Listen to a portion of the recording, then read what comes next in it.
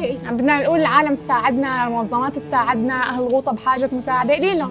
إحنا اليوم بالغوطة، هذا ما تبقى من الغوطة من آثار دمار نظام الأسد. الغوطة يلي تدمرت، يلي انقصفت بالبراميل، بالصواريخ وبالطيران، وانقصفت بالكيماوي. هيك شكلها اليوم. الغوطة اللي تحاصرت منعت من الدواء، من الأكل، وحتى من الكهرباء. اليوم هي بحاجة مساعدتنا. في ناس فعلا مو قادرين انهم يرمموا هالكم الهائل من الخراب يلي خلفه نظام الأسد الحاقد.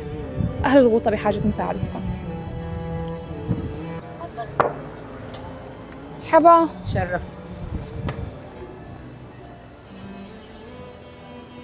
يعني هذا البيت بيت العيلة، عرفتي؟ يعني ساكنين فيه انا اختي ونسوان اخواتي.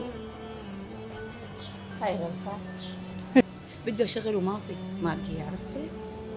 إن شاء الله بصير فيه. هاي غرفة شو؟ هاي غرفة. مرحبا. ساكنة مع اخوها. يعني كم عائلة ساكنة بهذا البيت؟ والله شي ثلاثة. ثلاثة. هاي أمك؟ لا والله خالتي، هي اختي مرت ابي. انا متجوز أم ولا جوز؟ مرحبا. أهلين. شلونك؟ الحمد لله. أهلين. الله يسلمك. أهلين، شلونك؟ شايفة أهلين؟ اختيارة. ما في غير مادة على الأرض؟ بس عتمة، ما في ضوء؟ بس مشان نطلع.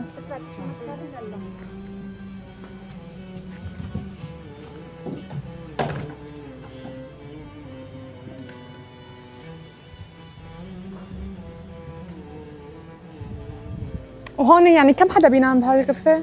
والله شي 5 6 اختي واولادها واخي بينام معه. هلا جاي عيلتين بيناموا. كيف كان؟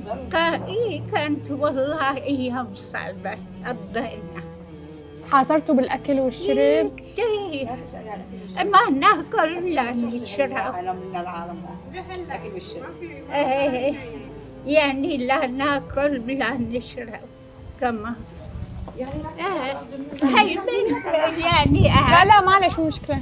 أنا وبنتي هي قعدنا ولا في حدا، هي أولادها وأنا كمان زدت على قلبها، ما في لا أكل ولا شرب. يسلمهم والله ما بده، والله العظيم ما بده توسخية. تمام هيك. لا حدا يجي شكراً. ولا يشوف حدا. والله شو ضايقنا أيام الحصار. وهلأ نفس الشيء، يعني مو هالفراغ. هاي الثانية ما في حدا وكل واحد بأولاده.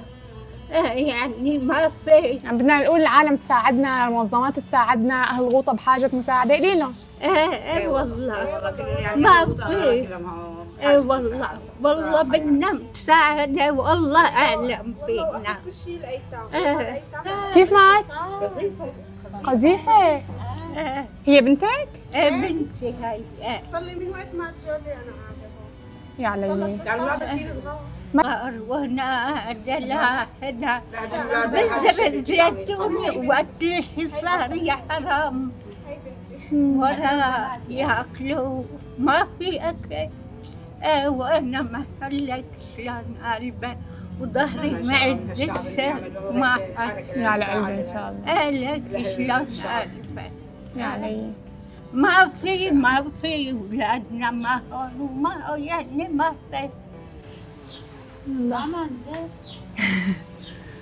الله يحميهم وهيك يفرج عليكم. بلكي بعد هذا الفيديو العالم بتشوف. والله